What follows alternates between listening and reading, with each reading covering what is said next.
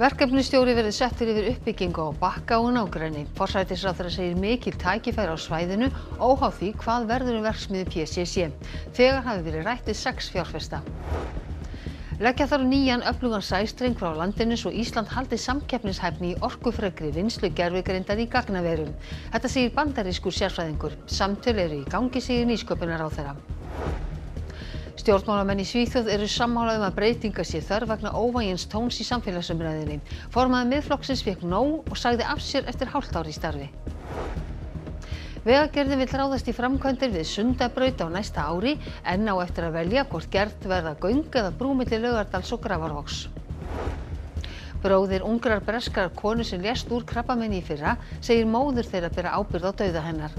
Hún er þekkt fyrir samsæriskenningar sínar og líkir breska heilbrigðiskerfinu við þriðja ríki nasismans.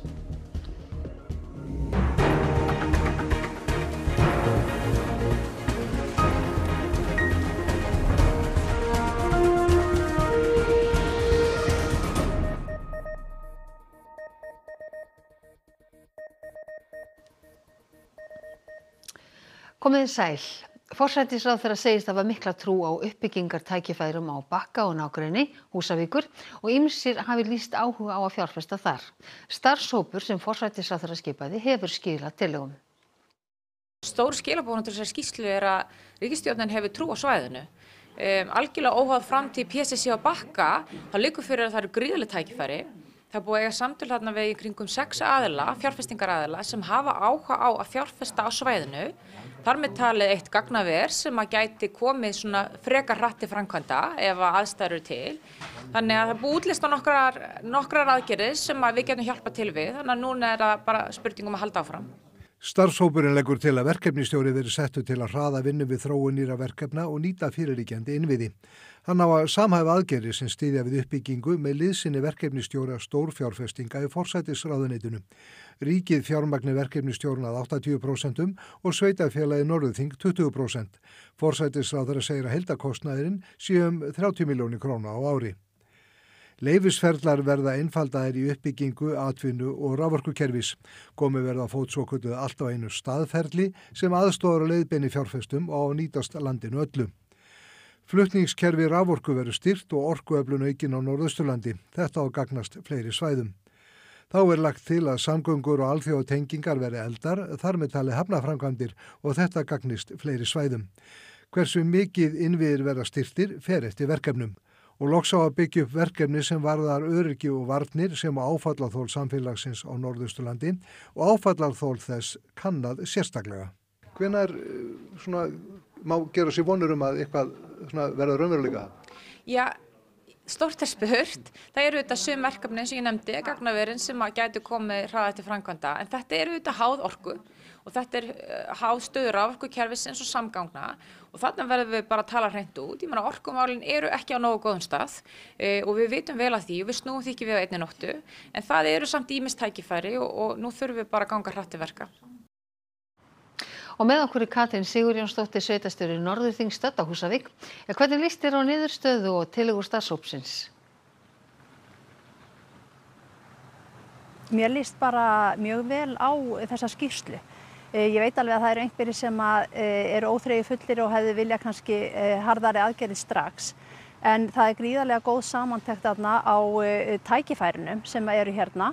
Og mér líst mjög vel á að við fáum hérna í samvinnu við ríkið verkefnastjóra til þess að ýta þessum verkefnum áfram sem eru svona mest í umræðinni hjá okkur. Komið þið að gerð þessara skýrslu? Við erum búin að vera í samtali við starfshópinn alveg frá byrjun og bara miklu samtali allt þangað til bara í síðustu viku. Og það samstarf hefur verið mjög gott og við erum bara vongóðum að það sé hægt að ýta verkefnum úr vör núna. Það er talað gagnaver meðal annars og rætt hafi verið við 6 áhugasama fjárfesta ýmsar fjárfestingar. Hefur það verið kynnt fyrir ykkur?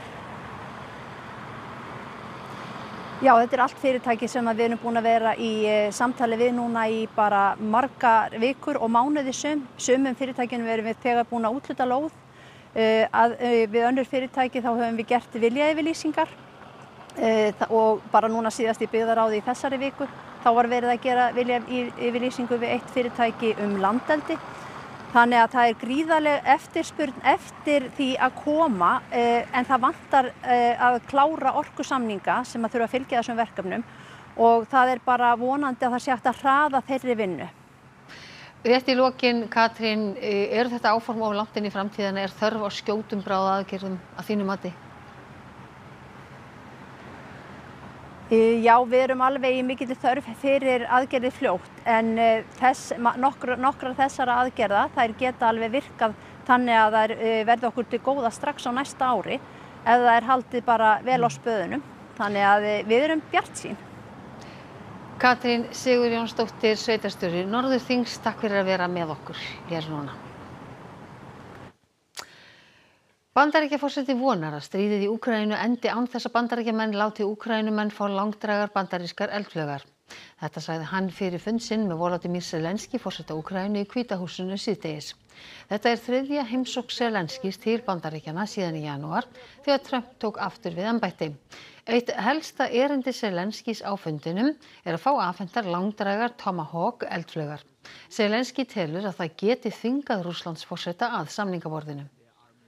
We need Tomahawks, so we need a lot of other weapons that we're sending to Ukraine. One of the reasons we want to get this war over is exactly that. It's not easy for us to give. You're talking about massive numbers of very powerful weapons.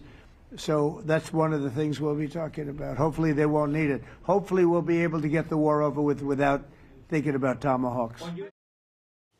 Fundi í kjaradeilu flugumferðarstjóra og samtaka atvinnulífsins hjá ríkissáttasemjara lauk 5 síðdegis án árangurs. Lítið þokaðist í samkomulagsátt og nýr fundur hefur ekki verið boðaður. Flugumferðarstjórar hafa boðað 5 verkfallsaðgerðir í næstu viku sem eiga að hefjast með vinnustöðvun á sunnudagskvöldið frá 10 til 3 nóttina. Aðgerðir beinast að aðflugsvæðinu á Keflavíkur og Reykjavíkurflugvelli en undanþága fyrir neyðar- og sjúkraflug og landhelgisgæsluna. Áætlað að 10 farþegaflugvélar lendi á Keflavíkurflugvelli á þessum tíma, þar af 6 á vegum Icelandair. Aðalhindrun frekari uppbyggingar gagnavera og vinnslu gervigreindar að hérlendis vantar enn öflugri sæstreng. Þetta segir bandarískur sérfræðingur. Ráðherra segir samtöl í gangi. William Barney var aðalfyrirlesari ráðstefnu samtaka iðnaðarins gervigreindarkapphlaupið og stöðu Íslands í dag. Hann hefur starfað áratugum saman í fjarskipta- og gagnatengingabransanum og hlotið alþjóðlegar viðurkenningar á þeim vettvangi. Hann starfaði í Asíu þegar netbólan sprakk síðustu aldamót og olli kreppu. Margir hafa nefnt hættu á að það sama gerist nú við geysilega fjárfestingu í uppbyggingu gervigreindar. Everything was going up, everything was going in the right direction, and then it stopped.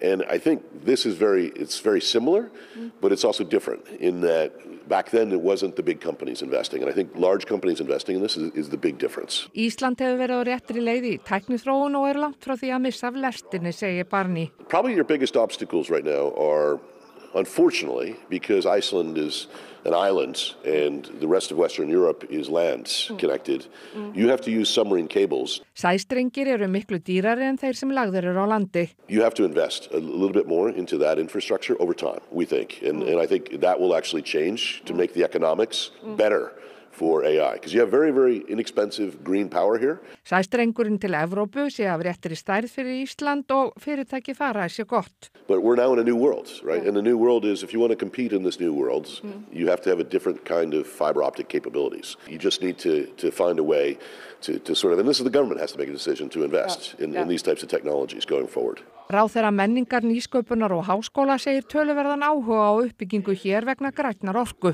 Tæknin að þróast á veldisvexti þannig að ég held að allt gerist hraðar heldur en það gerist í gær. Þú átt von á því kannski að það verða teknar ákvarðanir á árinu kannski varðandi nýjan sæstreng? Það ómögulegt að segja, en það eru samtöl í gangi og við skulum sjá til hvers það leiðir. Hlutabréfaverð í fjölmiðla- og fjarskiptafyrirtækinu Sýn tók skarpa dýfu í dag. Hlutabréfaverð lækkaði tæp 18% í 34 milljóna króna viðskiptum. Boðað var til starfsmannafundar í morgun þar sem tilkynnt var hagræðingaraðgerðir, meðal annars uppsagnir. Herdís Dröfn Fjölsteð, forstjóri, segir við fréttastofu að nokkrum hafi verið sagt upp í morgun í flestum deildum fyrirtækisins. Hún vill ekki gefa upp fjölda uppsagnana en segir að þær hafi þó ekki verið margar og ekki sé hóp uppsagna ræða. Það hillir undir að tekin verði ákvörðun hvort gera eigi brú eða göng milli Laugardals og Grafarvogs. Íbúum hverfanna greinir á við vegagerðina hver sé besta leiðin. Í umhverfismati vegagerðarinnar fyrir Sundabraut farið yfir hvernig styttri leið norður frá höfuðborgarsvæðinu geti litið út. Stóra spurningin hvernig skuli þvera Kleppsvík sem liggur milli Laugardals og Grafarvogs. Á að gera Sundagöng eða Sundabrú. Vegagerðin telur brú hagkvæmasta kostin, bæði í framkvæmd og rekstri. Slík útfærsla stytti betur við gangandi og hjólandi vegfarendur sem og almenningssamgöngur og hún tengir Grafarvog og Hafnarsvæði betur inn á stofnvegi. Ódýrast væri að gera lága brú en þá þyrfti að færa alla skipaumferð Sundahafnar út fyrir brúna. Annar kostur að gera 30 metra háa brú sem skip getur siglt undir. Mismunandi lengd og hæð Sundabrúar eru til skoðunar, auk tveggja ólíkra valkosta fyrir útfærslu gatnamóta við Sæbraut. Þá eru útfærslur Sundabrautar yfir Gufunesi kynntar sem tengir höfuðborgarsvæðið betur til norðurs og vesturs. Framkvæmdinni verður skipt upp í 4 áfanga. Þeir þurfa þó ekki að gerast í röð, heldur geta framkvæmdir farið af stað í hvaða hluta sem og jafnvel samtímis. Vegagerðin gerir ráð fyrir að framkvæmdir hefjist árið 2026 og að Sundabraut verði opnuð fyrir umferð 2031. Fyrstu hugmyndir að einfalda leiðina milli Sæbrautar og Kjalarness ná aftur til 1975. Þá var talað Kleppsvíkurbrú í aðalskipulagi Reykjavíkur. Markmiðið að bæta samgöngur fyrir alla ferðamáta, stytta vegalengdir og bæta tengingar milli borgarinnar og landshluta í norður og vestur. Framkvæmdin myndi létta á umferð á Vesturlandsvegi gegnum borgina og Mosfellsbæ. Leiðin milli Kjalarness og borgarinnar myndi styttast 9 kílómetra eða 12 mínútur. Íbúar í Grafarvogi og Laugardal óttast þó áhrifin á sín hverfi þegar umferðin breytir farveg. Aðaláhyggjurnar eru auðvitað aukin gegnum akstur í gegnum hverfið, það alveg ljóst. Lilja saknar þess að ekki hafi verið gert lýðheilsumat og áhrif aukinnar umferðar tekin með í reikningin. Hún segir göng betri kost þrátt fyrir kostnaðinn þar sem þau minnki hávaðamengun. Óttinn auðvitað sá að þetta verði ekki metið en að íbúar muni gjalda og íbúarnir í hverfinu hafa beinlínis lýst sér sem þolendum. Eða viljum við að þetta sé fullmetið að jöfnu, það sé ekki verið að bera saman epli og appelsínur. Íbúar í Grafarvogi segja sömuleiðis að sterk rök séu fyrir því að ráðast í Sundagöng. Ásýnd, hljóðvist, lífsgæði fólks, efnahagsleg rök og ekki síst náttúruvernd og allar hinar lífverurnar sem að deila borgarlandinu með okkur. Ásta vekur sérstaklega athygli á því hvaða áhrif vegurinn Gufunesið hefði á íbúa þar. Brautin mun liggja nánast við gluggana þeirra og umferðarhávaðin verður náttúrulega gríðarlega mikill af 18.000 bíla umferð eins og hún áætluð sem að miklu leyti þar að auki þungaflutningar. Hún kallar ekki bara eftir göngum yfir Kleppsvík heldur líka lengra austur fram hjá náttúruperlum Grafarvogsbúa. Þar séu bæði vinsæl útivistarsvæði og fjölbreytt lífríki. Það eru skýr skilaboð frá íbúum í Grafarvogi að við viljum göng. Við viljum göng alla leið. Persónuvernd hefur úrskurðað að forsætisráðuneytinu hafi verið heimilt að láta Ásthildi Lóu Þórsdóttur, þáverandi menntamálaráðherra, vita af kvörtun Ólafar Björnsdóttur á hendur henni. Ólöf leitaði til forsætisráðuneytisins og óskaði eftir fundi með ráðherra málefni Ásthildar Lóu en tók fram að Ásthildur mætti sitja fundinn. Eftir að hafa fengið vitneskju af erindi Ólafar bankaði Ásthildur Lóa upp á heimili Ólafar og eiginmanns hennar. Ólöf telur að forsætisráðuneytið hafi með þessu rofið trúnað. Persónuvernd taldi hins vegar eðlilegt með hliðsjón af leiðbeiningarskyldu stjórnvalda og meginreglunni að stjórnvöldum sé skylt að svara erindum borgara að forsætisráðuneytið hafi þurft að bera málið undir menntamálaráðherra. Óvægin stjórnmálaumræða í brennidepli í Svíþjóð eftir óvænta afsögn formanns Miðflokksins. Stjórnmálamenn segja umræðuna óboðlega og ógn við lýðræðið. Breytinga sé þörf. Anna Karin Hatt tilkynnti afsögn sína á fundi med fréttamönnum á miðvikudag. Jag möter det varje dag, dygnets alla timmar. Att hela tiden känna att man behöver se sig om med vaxen. Att inte känna sig helt trygg. Hún var kjörin formaður Miðflokksins Centerpartiet í Svíþjóð fyrir einungis 5 mánuðum. När man känner att man måste titta sig över axeln. när man inte kan känna sig riktigt trygg ens i sitt eget hem, då kommer det alldeles för nära. Det är ett pris som jag inte kan betala. Aðrir stjórnmálamenn og fólk í opinberum stöðum hefur stigið fram í kjölfarið og lýst því að svona umræða sé ekki boðleg. Tónninn í pólitískri umræðu hefur farið harðnandi undanfarinn áratug. Jag har inte hunnit tala med henne personligen, så jag har bara fått nyheten. Jag tycker det är tråkigt. Jag beklagar det. Jag har stor respekt för henne som person och också respekt för hennes beslut naturligtvis. Umræðan ógn við lýðræðið og leiðtogar stjórnmálaflokkana eru sammála að raunverulegar breytingar þurfi að eiga sér stað. Jag blev väldigt bedrövad. Jag har haft ett bra samarbete och uppskattat Anna-Karin Hatt. Och det här är ju ett misslyckande för svensk politik att en partiledare väljer att lämna på grund av hat och hot. Det är svårt att hon känner sig tvingad att avgå på grund av hot och hat och det samhällsklimat som vi har hamnat i. Så ska det inte vara i en demokrati. Jag tycker att det är otroligt beklagligt att hon nu lämnar. Nokkurs konar viðbyggingu var komið upp við Alþingi í dag en hún var svo fjarlægð skömmu síðar. Öryrkjabandalag Íslands bar ábyrgð á framkvæmdinni, fátæktargildrum, stórum trékassa haldið uppi að stóð í líkingu við dýragildrum. Komið var með hana á stórum flutningabíl í morgun og henni komið fyrir á gangstéttinni framan við Alþingishúsið. Ekki hafði verið gefið leyfi fyrir framkvæmdinni og var lögreglan kölluð til og flutningabíll sótti gildruna sem verður til sýnis í Smáralind helgina. Formaður ÖBÍ segir þetta táknræna birtingarmynd á ástandinu í íslensku samfélagi á alþjóðlegum baráttudegi gegn fátækt. Þannig að við erum bara með þessum táknræna gjörningi að benda á það að þetta er raunveruleg staða, þetta er ekki bara tölfræði. Þar talaðu að það séu 9% allra á Íslandi sem að búa við fátækt og þar af eru 1 af hverjum 3 þá í rauninni örorkulífeyristaki eða fatlaður einstaklingur og þetta er bara það sem við vildum varpa ljósi á og reyna að fá samfélagið og stjórnvöld með okkur í lið til þess að taka á þessari fátækt. Bróðir breskrar konu sem lést úr krabbameini kennir móður þeirra andlátið. Hún hafi á grundvelli samsæriskenninga og vantrúar á heilbrigðiskerfið sannfært hana að hafna lyfjameðferð. Paloma Shemirani frá suðausturhluta Bretlands var aðeins 23 ára þegar hún lést úr eitilfrumu krabbameini í fyrrasumar. Þegar hún greindist 7 mánuðum áður voru taldar 80% líkur á að næði fullum bata með lyfjameðferð. Móðir hennar, Kate Shemirani, þekkt í Bretlandi. Hún misti leyfi sitt sem hjúkrunarfræðingur í kórónuveirufaraldrinum fyrir að dreifa skaðlegum upplýsingum COVID-19. She perhaps became most infamous for comments she made likening the NHS, the health service in the UK, to Nazi Germany, suggesting that there were these nefarious plots and wrongdoing happening that went way beyond legitimate concerns and questions that people might have. Kate Shemirani tókst að sannfæra dóttur sína að hafna lyfjameðferð og gangast frekar undir óvísindilegar meðferðir skottulækna. Hún tapaði því baráttu sinni við meinið. Dánardómstjóri í Bretlandi segir umsjá Kate Shemirani yfir dóttur sinni ófullnægjandi og skammarlega, en þó ekki glæpsamlega. Bróðir Palomu ósáttur við þá niðurstöðu. What the coroner's done is she's laid out all Kate's damning behaviour and then said, and this is not unlawful. So all she's done is she's like, the line I use is like, she's made the how to kill your daughter and get away with it playbook 101. Gabriel vill reyna að breyta lögum til að koma í veg fyrir að fleiri lendi í því sama og systir hans. Hann ætlar ekki að gefa sig fyrir í fulla hnefana. They've kind of taken this approach of like, it's a difficult thing to legislate because obviously you don't want to step on people's toes and take their actual freedoms.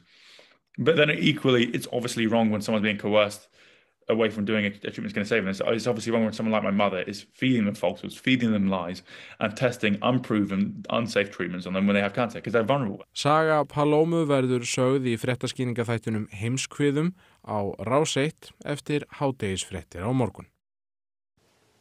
Íbúð 10B leikrit eftir Ólaf Jóhann Ólafsson í leikstjórn Baltasars Kormáks verður frumsýnt á aðalsviði Þjóðleikhússins í kvöld. Haukur Hólm fréttamaður í Þjóðleikhúsinu og það væntanlega spenna í loftinu, ekki satt, Haukur?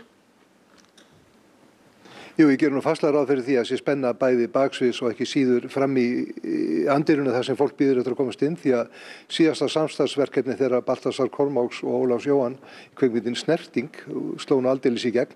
En hjá mér eru tveir af leikurum þessa verst, Íbúð 10B. Hvað er þetta eiginlega? Já, hvað er þetta? Þegar stóðst spurt. Þetta er svona alveg leiftrandi fyndið og fullt af svörtum húmor en undirtónninn í verkinu er ansi og bara grafalvarlegur og snertir á málefni sem að virðist vera að taka yfir bara öll samtöl í öllum fjölskyldubóðum og á vinnustöðum landsins sem að er þetta hversu langt erum við tilbúin að ganga til að svona opna plássið okkar fyrir heiminum þegar ástandið er eins alvarlegt og það er. Og þetta er sem sagt fólki í glæsivillu í Reykjavík sem er ein konan í húsinu sem ætlar að leigja út eina íbúðuna fyrir 20 arabíska hælisleitendur. Og hann setur þetta Ólafur Jóhann snildalega svona í þetta litla samhengi húsfundur í fjölbýlishúsi þar sem náttúrulega allt verður vitlaust. En þetta er svona tákrænt fyrir bara landið og hversu langt við erum tilbúin að ganga sko. Og þetta verk, þetta er eins og vísar í, bara í samfélaginu, þetta á hreint erindi í dag? Já, ég held það og það er líka, þetta eru þrenn hjón sem hittast 2 tímum fyrir fundin, þetta gerist í rauntíma og þetta er líka spennuverk, þótt að sé fyndið sko, en ég vona bara fólk fari hérna út með margar spurningar og svona efni í umræður í öllum fjölskyldum sko. Já, það snýst kannski dálítið kannski, það er reglur húsfélagsins en það er líka góðmennskan og hvar liggja mörk? Já, við verðum auðvitað að taka ábyrgð á heiminum, við verðum að vera góðar manneskjur en einhvern veginn í grunninn virðist að vera ríkt í okkur öllum og ég held að það sé það sem að fólk og áhorfendur sem að hinga hafa streymt undanfarið kvöld hafa verið að tengja við er að við viljum passa samt upp á plássið okkur og okkar hagsmuni. Það er það sem er svo erfið dilemma. Rétt svona lokin, þú ert nú vanur að standa á sviði. Í öðru hlutir ekki samt nú hérna á aðalsviði þjóðarinnar. Hvernig er tilfinningin? Hún er bara góð. Ég var hugsað þegar þú byrjaði fréttin, ég væri til að vera með einhvern í eirann að segja mér næstu línu. Nei, þetta er mjög gaman. Þetta er bara eins og að fara að skipta íþrótt, skilur. Ég er bara spretthlaupar á leiðinni í maraþon. Og við ætlum að hleypa þeim í að undirbúa sig fyrir sýningun á Íbúð 10B. Takk fyrir þetta, Haukur Hólm á stóra sviði Þjóðleikhússins. Andrés Bretaprins hefur afsalað sér öllum konunglegum titlum og heiðursmerkjum sem honum hafa verið veitt. Þar með talið hertogatitlinum af York vegna ásakana tengsl við barnaníðinginn Jeffrey Epstein. Andrés greindi frá ákvörðuninni í yfirlýsingum. Þar segist hann hafa tekið hana í samráði við Karl Bretakonung, sína nánustu fjölskyldu og stórfjölskylduna vegna áframhaldandi ásakana sem dragi athyglina frá vinnu konungsins og konungsfjölskyldunar. Andrés tekur fram að hann neiti staðfastlega öllum ásökunum. Það er ekki oft sem sungið er fullum hálsi í þjóðarbókhlöðinni því það ræður þögnin alla jafna ríkjum. Það gerðist hins vegar í dag. Í tilefni af 50 ára afmæli Kvennasögusafns Íslands var opnuð sýning á safnkosti Kvennasögusafnsins. Sýningin heitir Við erum margar og fjallar félög, vinnu og verkföll kvenna. Við lok dagskrár tóku rauðsokkur og alls konar fólk undir fjöldasöng sem oft heyrðist á kvennaárinu 1975. Tökumst allar hönd í hönd og höldum fast á málum og ýmsir vilji aftur á bak en aðrir standa í stað. Tökum við aldrei undir það. Þor ég, vil ég, get ég, já ég þori, get og vil. En þor ég, vil ég, get ég, já ég þori, get og vil.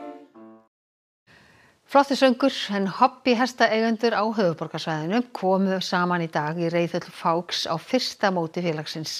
Nokkrir tugir iðkenda voru mættir og drógu ekkert af sér á reiðbrautinni. Æskulýðsstarf hestafélagsins Fáks hófst í dag með frekar óvenjulegu hestamóti. Þar sem enn á eftir að taka flesta hesta á hús var ákveðið að þjappa barnahópnum saman í upphafi vetrarstarfs með því að setja upp hobbyhesta þrautabraut. Þetta framtak var fljótt að spyrjast út og eftirspurnin var mikil utan félags. Því varð úr að Hobbyhestafélag Íslands sem telur 100 iðkendur og börnum úr hestamannafélögum á höfuðborgarsvæðinu var líka boðið að taka þátt. Er þetta skemmtilegt að vera í svona hestamennsku? Bara mjög. Áttu öðruvísi hest? Já. Sinnurðu báðum jafn vel? Já. Hvor er skemmtilegri? Gaukur er ofta frekar skemmtilegri. Hvað þurfið þið að gera til þess að ykkur gangi vel í svona keppni? Bara ekki gefast upp. Þú ert hérna með hest sem að þú bjóst til sjálf. Hvað heitir hesturinn þinn? Hann heitir Sokki. Er einhver ástæða fyrir því að hann heitir Sokki? Út af því hann er sokkur. Og nú ætlum við að líta til veðurs. Það verður ágætt veður til útivistar fram eftir morgundeginum þrátt fyrir lítilsháttar úrkomu á köflum vestan og norðanlands. Norðlægir vindar taka svo yfir annað kvöld með kólnandi veðri og allt útlit fyrir að næsta vika verður nokkuð köld. En það verður fjallað nánar veðrið að loknum íþróttafréttum. Ísland sendir 6 keppendur á HM í áhaldafimleikum sem hefst á sunnudag. Við heyrum hljóðið í Hildi Maju Guðmundsdóttur áður en liðið hélt til Jakarta þar sem mótið fer fram. Íslenska karlalandsliðið handbolta mætir Þýskalandi í 2 æfingaleikjum ytra mánaðamótin. Snorri Steinn Guðjónsson birti hópinn í dag. Og nú ljóst hvaða liði Breiðablik mætir í 16 liða úrslitum Evrópubikarsins í fótbolta þar sem einnig má finna Íslendingaslag. Ekki missa af íþróttum hér eftir fréttir. Og við ætlum að rifja upp helstu atriði fréttatímans áður en við kveðjum ykkur. Verkefnisstjóri verður settur yfir uppbyggingu á Bakka og nágrenni. Forsætisráðherra segir mikil tækifæri á svæðinu óháð því hvað verður verksmiðju PCC. Þegar hafi verið rætt við 6 fjárfesta. Leggja þarf nýjan öflugan sæstreng frá landinu svo Ísland haldi samkeppnishæfni í orkufrekri vinnslu gervigreindar í gagnaverum. Þetta segir bandarískur sérfræðingur. Samtöl eru í gangi, segir nýsköpunarráðherra. Stjórnmálamenn í Svíþjóð eru sammála að breytinga sé þörf vegna óvægins tóns í samfélagsumræðunni. Formaður Miðflokksins fékk nóg og sagði af sér eftir hálft ár í starfi. Vegagerðin vill ráðast í framkvæmdir við Sundabraut á næsta ári. En á eftir að velja hvort gerð verða göng eða brú milli Laugardals og Grafarvogs. Bróðir ungrar breskrar konu sem lést úr krabbameini í fyrra segir móður þeirra bera ábyrgð á dauða hennar. Hún þekkt fyrir samsæriskenningar sínar og líkir breska heilbrigðiskerfinu við þriðja ríki nasismans. Þessum fréttatíma að ljúka og það er komið að fréttum af íþróttum og veðri. Næsti fréttatími okkar í útvarpinu klukkan 10 í kvöld og vefurinn okkar ruv.is birtir nýjustu fréttir jafnóðum og þær gerast. En leið og við á fréttastofunni þökkum ykkur samfylgdina þar sem af þessum degi. Vonum við að þið eigið ánægjulega helgi framundan. Verið sæl.